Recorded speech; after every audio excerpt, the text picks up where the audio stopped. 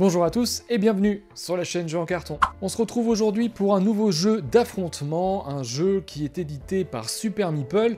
On va parler de Pagan, le destin de Roanoke. Donc Pagan, qu'est-ce que c'est? C'est un jeu asymétrique de cartes dans lequel un chasseur va devoir débusquer une sorcière, tandis que la sorcière va devoir donc brouiller les pistes et accomplir un rituel sur le personnage qu'elle incarne. C'est un petit peu flou comme ça, mais vous allez voir dans cette vidéo, je vais vous expliquer tout ce qu'il faut savoir pour pouvoir jouer donc à ce Pagan, le destin de Roanoke. Donc le jeu événement de ce début d'année chez Super Meeple, on voit ça tout de suite. Tout d'abord, commencez par placer le plateau central en 3 parties au centre de la zone de jeu. Puis, placez chaque villageois en faisant correspondre la couleur et le chiffre de sa carte sur l'emplacement dédié. Chaque joueur prend ensuite son plateau qui correspond à son personnage, ainsi que son deck de cartes, le mélange et le place sur la gauche, et prend les différents jetons qui sont liés donc à son rôle. La sorcière prend le paquet des suspects, le mélange et en pioche un au hasard. Le restant est placé à côté de la zone de jeu et correspondra donc à la pioche des innocents. Placez ensuite le plateau des malédictions sur l'une des extrémités du plateau central, puis chaque joueur récupère le plateau d'action qui correspond à son personnage, ainsi qu'une aide de jeu. Et donc le voici, mis en place ce Pagan, le destin de Roanoke. Donc, on a vu la mise en place ensemble, donc maintenant on va parler du but du jeu. Donc quel est le but du jeu dans Pagan? Eh bien dans Pagan vous allez donc, c'est un jeu de cartes asymétrique dans lequel un chasseur de sorcières et une sorcière vont se voir s'affronter. Le chasseur de sorcières va devoir débusquer sous quel trait de villageois la sorcière se cache, donc la sorcière va avoir un rôle parmi ces 9 villageois, donc c'est le rôle que l'on a tiré ici, donc tiré au hasard par exemple ici Johnson l'orphelin, bien évidemment. Il ne faut pas dire au chasseur qui vous avez tiré, sinon ça n'a aucun intérêt, et donc le chasseur va devoir débusquer, va devoir deviner que vous êtes sous les traits de Johnson l'orphelin. Tandis que la sorcière, elle, qu'est-ce qu'elle doit faire? Eh bien tout simplement, elle doit brouiller les pistes de telle manière à mal orienter le chasseur, tout en préparant son rituel qui va lui permettre de remporter la victoire, qui consiste donc à réaliser une action sur le personnage, donc actuellement Johnson l'orphelin, qui posséderait donc 3 faveurs comme celle-ci. Donc si on réussit à faire ça, eh bien le vainqueur, eh bien la sorcière remportera la partie. Donc voilà, je vais évidemment rentrer dans le détail, histoire que vous puissiez comprendre comment est-ce qu'on en arrive là. Tout d'abord, on va voir donc qu'il faut... vous allez devoir prendre de l'aide de jeu qui va vous répertorier, qui va vous récapituler tout ce que vous allez pouvoir faire. Elle est assez pratique, notamment au début, puisque la phase d'entretien, en fait, est légèrement différente en fonction des joueurs, en fonction du chasseur ou de la sorcière. Donc tout d'abord, vous allez récupérer tous les jetons d'action que vous aurez placés pour réaliser des actions pendant votre tour, c'est-à-dire que pendant le tour adverse, eh bien, ces jetons vont rester en place, donc là, vous allez les récupérer au début de votre tour.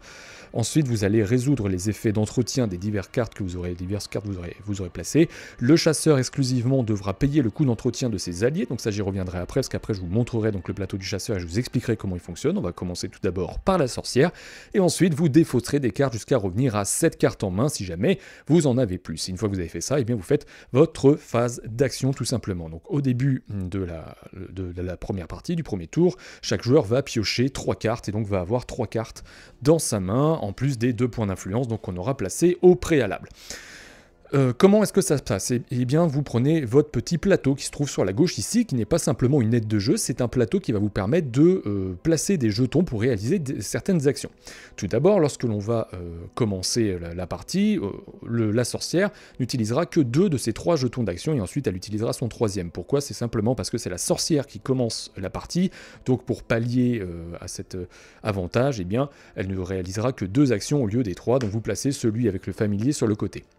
Voilà, donc vous avez 2 actions, très bien. Qu'est-ce qui se passe ensuite? Eh bien vous allez faire les actions qui sont indiquées à gauche, vous faites les actions que vous souhaitez, à la limite du nombre de jetons que vous avez. Par exemple, la première action, l'action principale, donc je vais d'abord parler des actions qui sont communes aux 2 joueurs, vous allez pouvoir rendre visite à un villageois, c'est-à-dire que vous allez prendre l'un de vos jetons et vous allez le placer sur un villageois qui n'en possède pas déjà, et vous allez réaliser les diverses choses qui sont indiquées ici, et donc ça j'y reviens juste après. Autre action qui est commune, vous allez avoir une action standard qui vous permettra de soit gagner 2 points d'influence, soit piocher une carte, soit jouer une carte de votre main, auquel cas vous placez donc un jeton dessus et vous réalisez l'une des 3 conditions indiquées. Et ensuite, dernière chose qui va être commune aux 3, vous allez pouvoir rendre visite à un villageois, rendre un villageois disponible, c'est-à-dire que si jamais, admettons que je suis la sorcière, que le chasseur a joué son tour, vous souhaitez rendre visite à Annie le docteur qui se trouve ici, mais malheureusement, le jeton adverse s'y trouve déjà, et comme je vous ai dit, lorsqu'on veut rendre visite à un villageois, il faut forcément qu'il n'y ait pas de jeton adverse dessus. Donc si jamais vous avez avancé un petit peu dans la partie et que vous avez un secret disponible, donc ça j'y reviens après évidemment, eh bien vous allez pouvoir défausser un secret pour pouvoir retirer ce jeton, à condition que vous ayez placé un jeton d'action ici, ce qui vous permettra ensuite d'y retourner. Donc c'est très coûteux, attention, mais vous comprendrez mieux au moment où vous aurez compris toutes les règles. Voilà ce qu'il y a en commun, donc ce qu'il y a en commun, à savoir entre le chasseur et la sorcière au niveau des actions.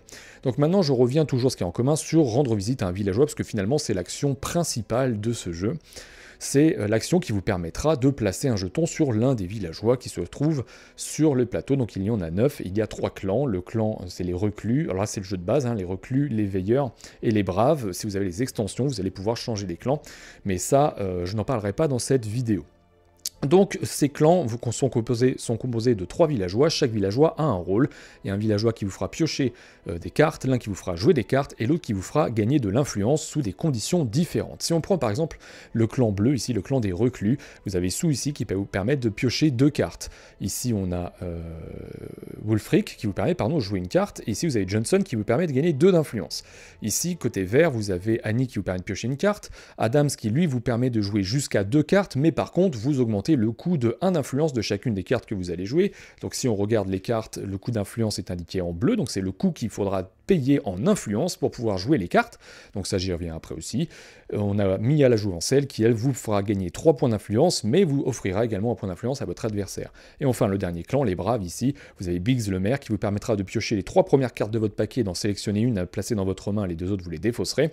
Vous avez Pamui l'indienne, pardon, qui vous permettra de jouer une carte et de réduire son coût de 1, et enfin vous avez Atkins la veuve qui vous permettra de gagner 1 point d'influence. Voilà, donc ça ce sont les actions que vous allez pouvoir, ce que vous allez pouvoir faire lorsque vous allez rendre un villageois. Mais avant ça, il y a pas mal de petites étapes à résoudre, qui sont légèrement différentes en fonction de qui vous jouez.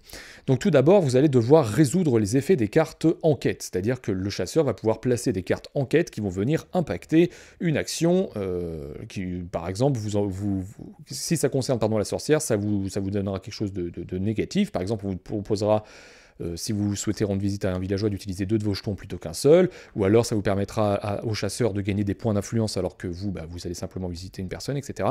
Donc vous allez résoudre d'abord cet effet-là. Ça, je reviendrai en détail également lorsqu'on parlera du chasseur. Ensuite, si jamais vous avez déjà 3 jetons qui sont placés, vous allez pouvoir à ce moment-là retirer ces jetons. Donc si on part du principe qu'on rend visite à celui-ci, vous retirez les 3 jetons secrets que vous convertissez en faveur. Et voilà, vous avez une faveur. Donc les faveurs qui sont nécessaires pour lancer le rituel.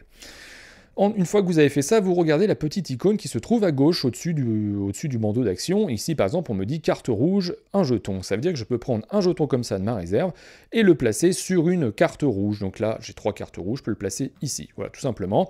Si je me retrouve sur une action qui dit que je peux en placer 2, soit je place les 2 sur le même, soit je peux moduler comme je le souhaite.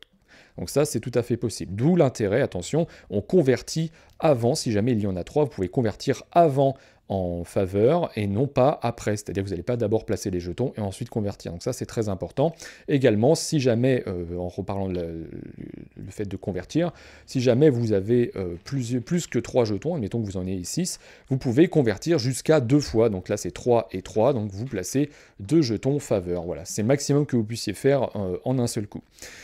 Ensuite, une fois que vous avez fait ça, vous allez pouvoir utiliser l'effet du villageois. Donc c'est ce que je viens de vous expliquer. Vous allez donc pouvoir piocher une carte, très simple, piocher une carte, piocher 2 cartes, donc ça c'est très simple, hein. Vous piochez la carte et ça s'arrête là. Vous allez pouvoir jouer des cartes et vous allez pouvoir gagner de l'influence. Attention, si vous êtes la sorcière, spécificité de la sorcière, si le personnage sur lequel vous êtes, le personnage que vous rendez visite, vous possédez 2 faveurs auprès de lui, vous allez pouvoir réaliser l'action 2 fois, donc ça, il faut bien y penser. Donc là, ici, par exemple, je pourrais jouer jusqu'à 2 cartes qui me coûteraient 1 de plus, et puis je pourrais recommencer, donc je pourrais jouer jusqu'à 4 cartes qui coûteraient 1 de plus, donc évidemment, c'est coûteux, mais c'est pas obligatoire, hein, forcément, mais vous allez pouvoir moduler un petit peu ça comme ça. Une fois que vous avez fait ça, eh bien, vous allez pouvoir exercer, donc vous allez faire l'action de le indiquer, pardon, d'abord, et ensuite, vous allez faire l'action de votre familier, ça c'est exclusif à la sorcière. Si vous avez utilisé le jeton du familier et que vous avez un familier, donc c'est symbolisé par ces cartes avec un petit corbeau indiqué, vous allez pouvoir réaliser l'action de votre familier.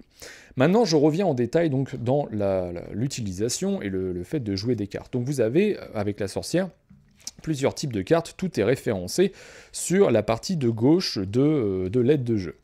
Donc vous avez déjà, hop, on va essayer de les prendre dans l'ordre, vous avez des potions. Voilà, donc la potion, ça va ici, donc c'est le chaudron que l'on voit ici. Lorsque vous jouez une potion, vous la placez ici, il ne se passe rien d'autre. Néanmoins, vous avez ici un montant de jetons secrets qu'il va falloir placer dessus avant de pouvoir boire cette potion. Donc ces jetons secrets, ce sont les mêmes que vous placez lorsque vous allez ici. Par exemple, ici on est allé ici, on a dit on peut placer un jeton sur le rouge, voilà, tout simplement. Et bien au lieu de placer le jeton où c'est indiqué, vous pouvez le placer directement sur la potion, peu importe où vous vous trouvez. Donc si vous avez 2 jetons à placer, bien vous pouvez placer les 2 sur le jeton, sur la potion, pardon. Si vous êtes arrivé au décompte, par exemple ici, hop, on me dit qu'il faut 5 jetons pour pouvoir boire la potion, eh bien vous allez pouvoir gratuitement réaliser l'action de boire la potion. Il n'est pas nécessaire de placer un jeton sur boire une potion, non, c'est une action gratuite. Donc qu'est-ce qui se passe? Vous retirez la totalité des jetons que vous remettez dans la réserve et vous réalisez l'action qui est indiquée. Par exemple ici c'est le flacon de l'oubli, je rends disponible un villageois avec au moins un jeton chasseur dessus, puis je retire tous les indices, donc ce sont les jetons ronds, l'équivalent des secrets, mais côté chasseur, je retire tous les jetons qui sont indiqués dessus, qui sont placés dessus, et ensuite la carte, donc vous la défaussez, et vous pourrez la récupérer si jamais vous remélangez votre pioche. Voilà comment fonctionnent les potions, donc vous verrez, il y en a plusieurs, il y a plusieurs effets différents, mais je ne vais pas rentrer dans le détail de tous les effets, c'est juste pour vous parler du type de carte. Donc les familiers, hop, je vous ai expliqué, on place le familier, et à partir du moment où vous utilisez le jeton corbeau, donc avec le symbole du corbeau dessus, à la fin de l'action, lorsque vous allez rendre visite à quelqu'un, à la toute fin, donc c'est vraiment la phase numéro 5, la dernière, vous allez pouvoir réaliser l'effet de l'une de vos cartes familiers, parce que vous allez pouvoir en avoir plusieurs, et donc vous allez pouvoir réaliser vous choisissez une des cartes et vous faites l'effet indiqué.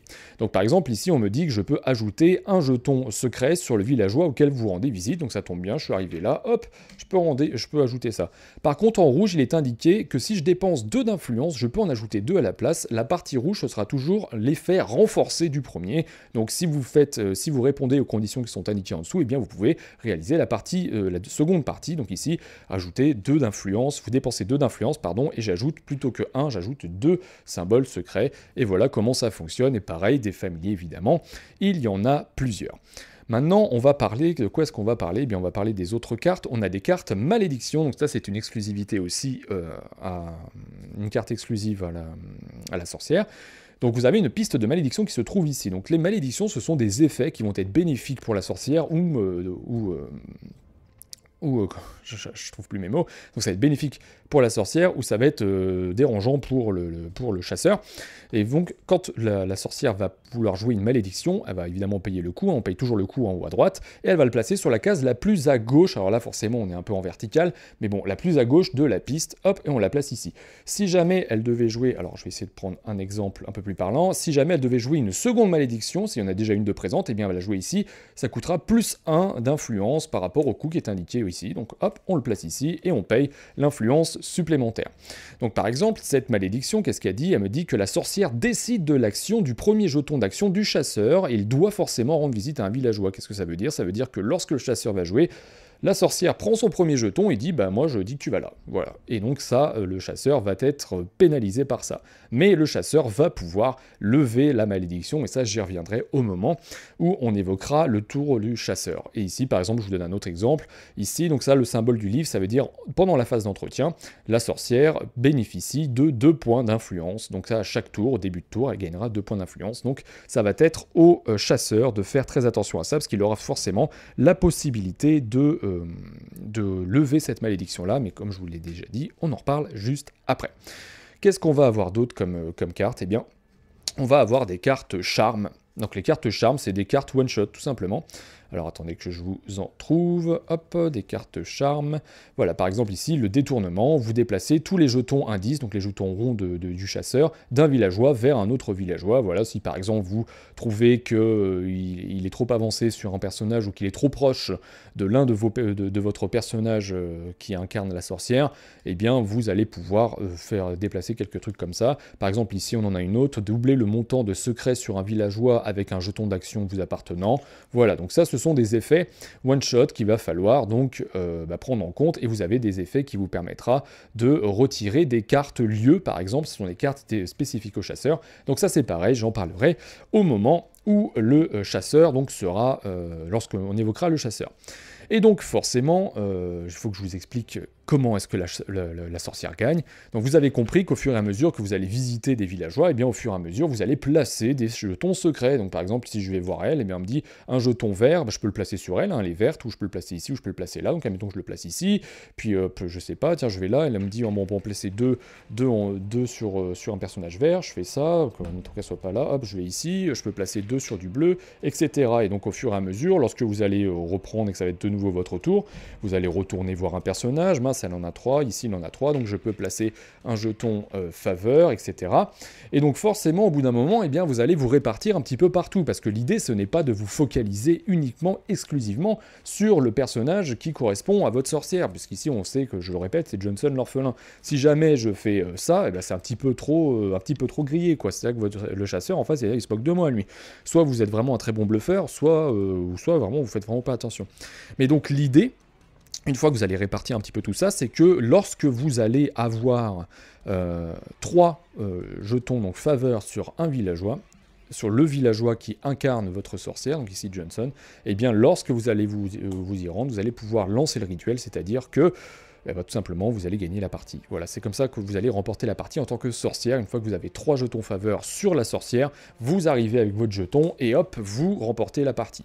Alors évidemment, vous pouvez vous retrouver dans une situation où eh bien, votre adversaire a joué l'action juste avant, et là, vous ne pouvez pas y aller, donc il faudra vous débrouiller, rendre le villageois disponible, à condition qu'il y ait au moins un secret dessus. Enfin bon, voilà, il va falloir jouer d'astuces et de bluff pour pouvoir essayer de remporter la partie grâce à la sorcière. Maintenant qu'on a vu les actions liées à la sorcière, on va basculer du côté du chasseur. Et donc nous voici basculés du côté du chasseur. Donc côté chasseur, je ne vais pas revenir sur les actions qui sont en commun. Néanmoins, vous voyez qu'il y en a un petit peu plus sur son côté gauche, puisque on va avoir des interactions un petit peu différentes forcément avec lui. Donc tout d'abord, évidemment, on commence toujours avec 3 cartes. Donc ça, c'est le même principe que ce que je vous expliquais juste avant. Et donc le chasseur joue en second lorsque l'on commence la partie, mais il joue avec donc ses 3 jetons, contrairement à la sorcière qui joue avec 2 pour son premier tour. Donc, comment est-ce que ça va fonctionner pour lui? Eh bien, déjà, on va reparler de l'action de rendre visite à un villageois, puisque je vous l'ai dit, elle est légèrement différente. Pourquoi est-ce qu'elle est différente? Eh bien, tout simplement parce que déjà, le chasseur n'a pas de familier. Donc, comme il n'a pas de familier, eh bien, forcément, il ne va pas résoudre d'effet de familier qui est indiqué en bas de la piste de la sorcière. Également, il ne peut pas bénéficier de l'action double lorsque la sorcière, par exemple, avait 2 jetons faveur. Eh bien lui, il n'a pas les jetons faveur, donc il ne peut pas faire ça, voilà, tout simplement.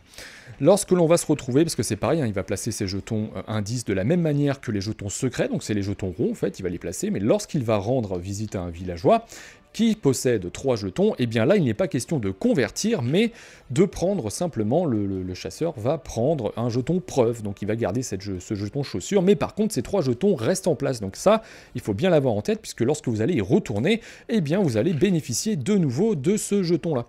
Donc ça, c'est différent, c'est vraiment différent par rapport à ce que propose la sorcière, puisque elle, vous convertissez, bien évidemment. Et une fois que vous avez converti, là, vous distribuez, hop, et là, vous placez, par exemple, en rouge, ici, tac, et là, voilà. Donc c'est bien dans le même ordre, hein, vous arrivez ici, vous convertissez, et ensuite, enfin, vous convertissez pas justement, vous récupérez votre preuve, et ensuite, vous placez votre jeton là où c'est indiqué, et vous utilisez l'effet de villageois, et la différence, donc, réside aussi dans le fait que vous n'ayez pas de familier. Voilà pour la partie rendre visite à un villageois, sinon les effets sont strictement les mêmes. Ensuite, qu'est-ce qu'on a d'autre? Donc évidemment, gagner 2 d'influence, piocher une carte, jouer une carte, ça c'est standard. Quelque chose que je n'ai pas précisé, c'est que contrairement aux autres actions, lorsque vous faites les actions de cette partie-là, vous allez pouvoir placer 2 jetons sur la même, mais bon, c'est pas quelque chose qui normalement doit arriver assez régulièrement. Voilà, maintenant, de quoi est-ce qu'on va parler? Bien, si on fait le parallèle avec la sorcière, je vous ai parlé des malédictions de la sorcière. Vous allez pouvoir venir ici en tant que chasseur pour lever une malédiction. C'est tout bête, ici vous regardez la carte, en bas à droite est indiqué, enfin plutôt au milieu à droite, est indiqué le montant en influence qu'il va falloir que vous dépensiez pour lever la malédiction. Donc admettons que je souhaite lever celle-ci, ça me coûte 1 influence, tac. Cette carte, ça a fini dans la défausse de la sorcière, et les cartes qui se trouvent ici sont déplacées sur la gauche, ce qui fait qu'on va donc retrouver un coût différent lorsque la sorcière va jouer une nouvelle malédiction. Voilà. Un twist très important lorsque l'on va jouer donc le chasseur, je vais y arriver. Si jamais, donc allez, on va donner un petit exemple, on se trouve un petit peu comme ça. Tac, allez, on va jouer, hop, on se trouve comme ça. Donc évidemment, c'est pas très représentatif, parce que bon, au fur et à mesure que la partie avance, vous allez avoir des jetons un petit peu partout. Donc si on se retrouve dans une situation où eh bien, vous avez un doute et vous vous retrouvez, je sais pas, vous avez l'impression, bah là, par exemple, que Adams le chasseur pourrait potentiellement être la sorcière, puisque la sorcière a bien placé ses jetons dessus, vous allez pouvoir harceler un villageois. Qu'est-ce que ça signifie? Vous placez votre jeton d'action sur le villageois disponible. Donc là, hop, si le villageois est disponible, donc si jamais évidemment il y a un jeton adverse dans ce cas-là, eh ben, c'est pas possible, ou alors il va falloir rendre le villageois disponible de la même manière que lorsque l'on fait avec la sorcière. Si c'est pas le cas, eh bien vous allez pouvoir venir et donc vous allez pouvoir harceler le villageois. Qu'est-ce que ça signifie? Eh bien vous allez devoir dépenser 3 jetons indices, donc qui sont ces jetons ronds rouges, parmi les membres du clan du personnage que vous souhaitez harceler. Donc ça peut être 1, 2, 3 par exemple. Et donc peu importe où vous les prenez, il suffit d'en prendre 3. Et ensuite, une fois que vous avez fait ça, vous allez donc du personnage où vous vous êtes arrêté, que vous harcelez du coup, vous allez pouvoir soit retirer la totalité des jetons secrets, soit retirer un jeton faveur. Voilà, donc là par exemple, si je retire un jeton faveur, eh bien, il restera ça. Ce qui permettrait de ralentir, de freiner la progression de la sorcière, si éventuellement ce personnage se retrouvait être la sorcière. Voilà. Donc ça, c'est pour la première partie, donc la partie harceler un villageois sur les choses qui sont un petit peu différentes vis-à-vis du chasseur. Ensuite, vous allez pouvoir innocenter un villageois, très important également. Lorsque vous allez récupérer une troisième preuve, enfin à partir du moment où vous en avez 3, vous allez pouvoir faire la partie innocenter un villageois ici. Qu'est-ce que ça signifie? Eh bien c'est très simple. Vous piochez la première carte du paquet des innocents, qui sont donc les 8 villageois qui n'ont pas été piochés par la sorcière, parce qu'il y en a 9, elle en a pioché 1, il en reste 8. Vous piochez et vous vous dites, eh ben voilà, Wulfric, c'est pas la sorcière. Donc si jamais la sorcière se met à bluffer forcément sur un personnage, donc admettons, je sais pas, vous vous retrouviez comme ça, vous voyez qu'elle a placé pas mal de jetons, que potentiellement ça pourrait être elle, vous piochez la carte et là, bim, ah ben vous vous rendez compte que finalement ça peut pas être la sorcière, qu'elle est en train de bluffer, et donc vous la laissez bluffer bien évidemment, et vous, eh bien vous n'avez plus qu'à vous satisfaire de cette situation, évidemment. Et donc ça, à chaque fois, vous allez consommer les 3 jetons preuves, cette fois-ci on les consomme et on les jette, il faudra en reprendre 3 pour réaliser cette action de nouveau.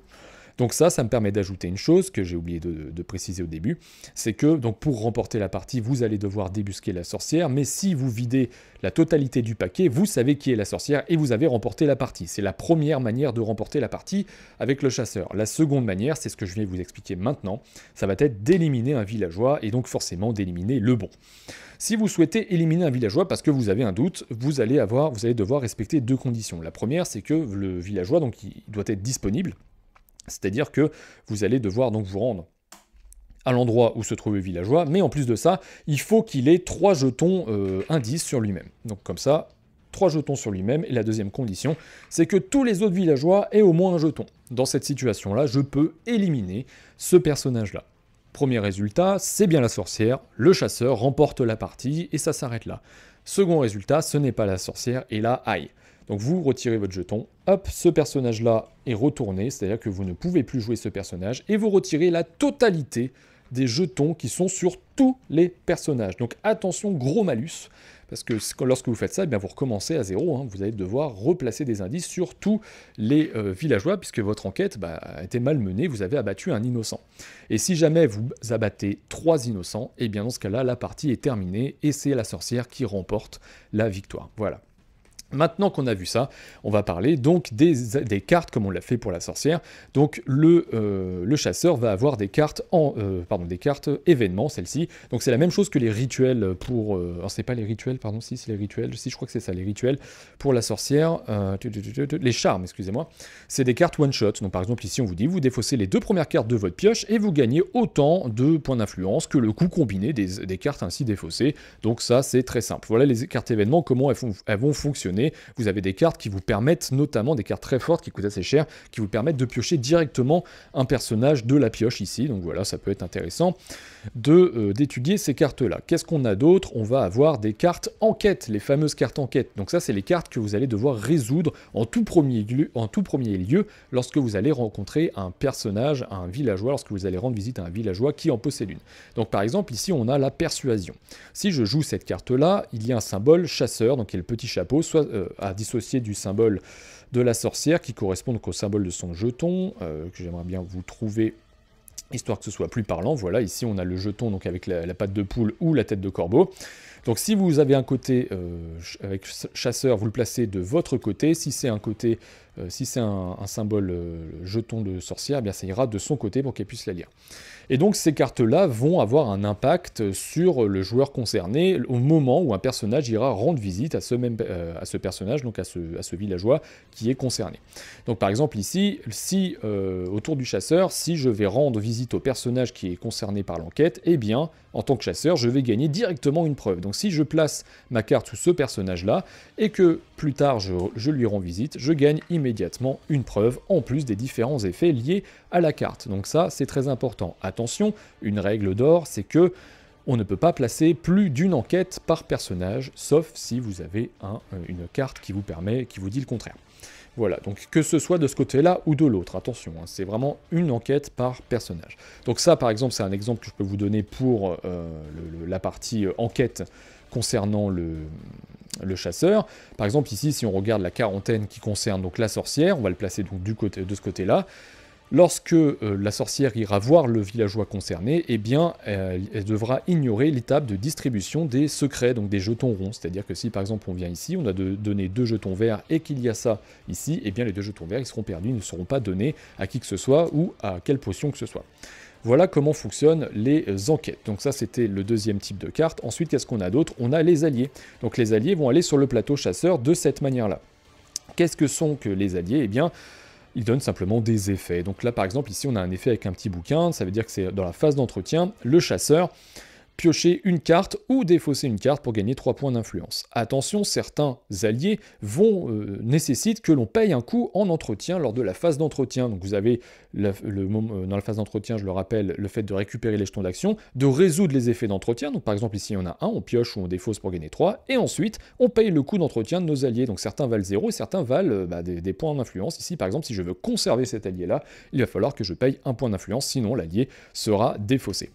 Voilà, et donc là on a celle-ci qui permet de piocher. Vous avez celui-ci, l'agent, lorsque la sorcière rend visite à un villageois, vous pouvez ajouter un jeton indice à ce villageois, donc ça va pouvoir vous faire progresser. On a le prêcheur par exemple qui lui, lorsque la sorcière utilise un pouvoir de familier, vous allez pouvoir ajouter sur cette carte un jeton indice, et lorsqu'il y en aura 3, vous allez pouvoir gratuitement, donc sans consommer d'action, les retirer pour détruire une carte familier de votre adversaire. Voilà des petits exemples que je peux vous donner par rapport à ça. Et enfin la dernière carte, et pas des moindres, ce sont les cartes lieux. Donc là vous avez 3 emplacements pour les lieux. Lorsque vous allez placer une carte lieu, vous allez avoir plusieurs effets. Au départ ça va servir à rien. Par contre vous avez un emplacement pour un jeton. Lorsque vous allez placer un jeton d'action du chasseur dessus, eh bien vous allez pouvoir réaliser l'action qui se trouve en dessous.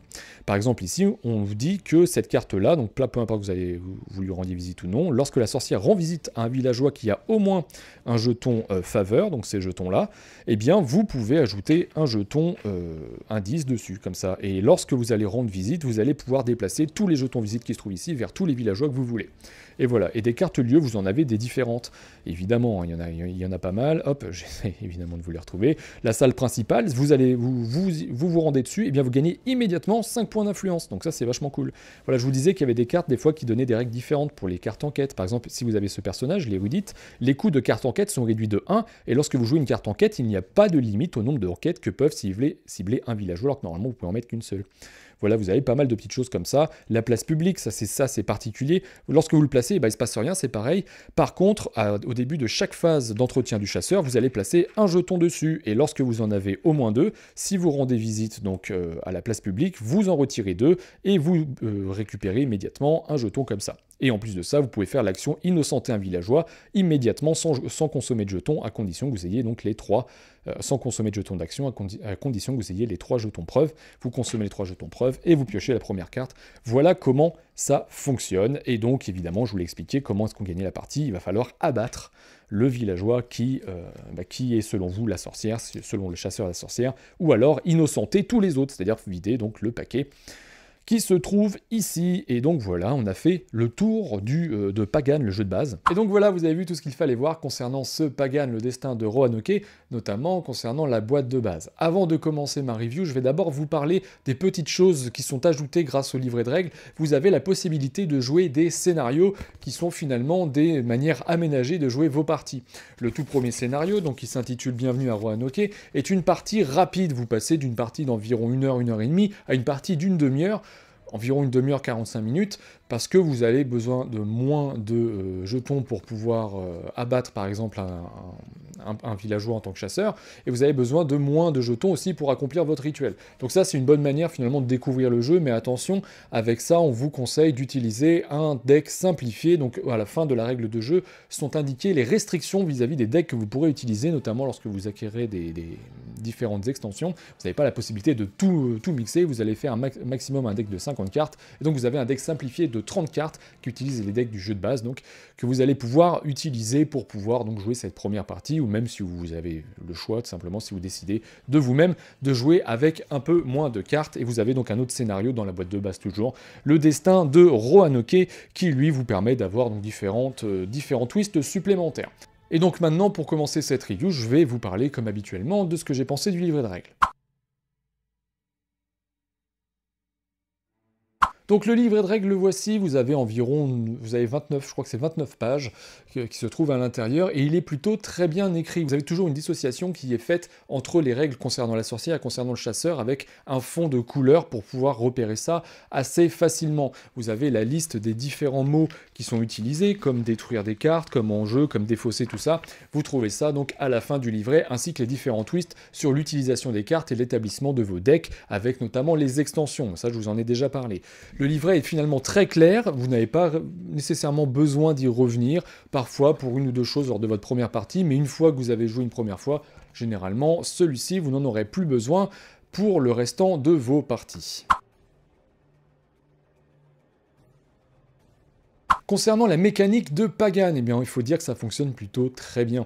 Vous avez cette asymétrie qui est plutôt bien gérée, qui est très intéressante, et en effet, lorsque vous allez jouer le chasseur et la sorcière, eh bien, vous n'allez pas forcément jouer au même jeu. Lorsque vous êtes la sorcière, vous allez être là plutôt à essayer de brouiller les pistes, à jouer un jeu de bluff, alors que le chasseur, lui, va essayer de débusquer la sorcière, essayer d'imaginer ce qu'elle peut essayer de faire, tout en essayant d'être prudent pour ne pas abattre n'importe qui et perdre la totalité de ses jetons indices. Donc ça, c'est très intéressant. Les effets de cartes sont aussi intéressants, puisque vous allez devoir toujours composer avec les cartes que va jouer votre adversaire, puisque vous avez des cartes, par exemple si on parle de la sorcière, les cartes familiers, qui va grandement l'avantager et qui poussera le chasseur à aller essayer de contrer ça avec ses propres cartes. Pareil pour les cartes malédiction qui apporteront donc des avantages ou des avantages au chasseur ou à la sorcière respectivement. Et bien le chasseur va devoir parfois cramer une ou deux actions pour pouvoir retirer ses malédictions et essayer de rendre la partie un petit peu plus simple pour lui ou un peu moins simple pour la sorcière.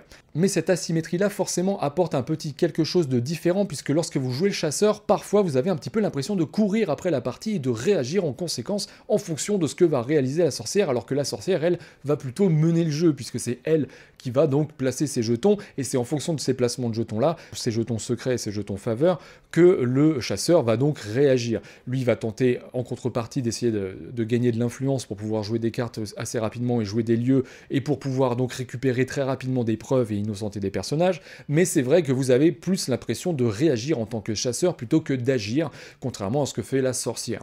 Également, les decks de cartes, les pioches de cartes, donc forcément vous les mélangez au début de la partie, et ça peut apporter quelques déséquilibres, puisque forcément, qui dit hasard dit chance ou pas de chance. Vous allez pouvoir vous retrouver parfois avec des mains qui ne vous correspondent pas. Notamment, je vous donne un exemple, le chasseur réussit à jouer des lieux qui sont plutôt très forts, mais la sorcière n'arrive pas à récupérer les cartes qui lui permettent de les retirer. Ou alors, à l'inverse, la sorcière va avoir pas mal de familiers, et vous, en tant que chasseur, vous n'arrivez pas à lui retirer, donc arrive à accumuler de l'influence ou diverses choses qui vont vous pénaliser ou qui vont fortement l'avantager. Donc ça, forcément, ça va jouer sur la partie, mais bon, ça fait un petit peu partie du sel du jeu, forcément, puisque lorsque vous avez une pioche, évidemment, vous avez du hasard, et donc faut composer avec ça. Néanmoins, les mécaniques fonctionnent plutôt très très bien, et je trouve ce jeu finalement assez malin vis-à-vis de ça. Côté originalité, je trouve ce jeu plutôt réussi. Vous avez vraiment quelque chose d'assez unique dans votre ludothèque lorsque vous jouez à Pagan. Et le fait d'intervertir les rôles, forcément, va ajouter de la rejouabilité derrière ça, puisque, je vous l'ai dit et je vous le redis, lorsque vous jouez le chasseur, lorsque vous jouez la sorcière, vous n'avez pas les mêmes sensations de jeu. Et donc, forcément, ça va impliquer de la rejouabilité pour pouvoir tester ces deux personnages différemment. Je trouve que la thématique est très bien représentée dans ce Pagan, notamment grâce à ces magnifiques illustrations qui sont plaquées un petit peu partout, donc sur les cartes et sur les plateaux. Si jamais vous avez le tapis de jeu qui est disponible chez Super Meeple, eh bien c'est pareil, il est absolument superbe. Donc forcément, ces composants-là permettent de renforcer la thématique et l'immersion dans une partie de Pagan, puisqu'on est vraiment en train d'incarner un chasseur qui chasse une sorcière, et c'est plutôt le feeling que l'on ressent lorsque l'on joue à ce Pagan. Et voilà, c'est tout ce que j'avais à dire donc concernant ce Pagan, un jeu qui me satisfait pleinement, un jeu très sympathique à sortir, un bon jeu d'affrontement donc à 2 joueurs plutôt initiés. Si vous avez apprécié cette vidéo, eh bien je vous invite à me laisser un petit pouce bleu et à vous abonner à la chaîne, ça me fait toujours plaisir de voir que vous êtes de plus en plus nombreux. Et en attendant, je vous dis à très bientôt sur la chaîne Jeux en Carton.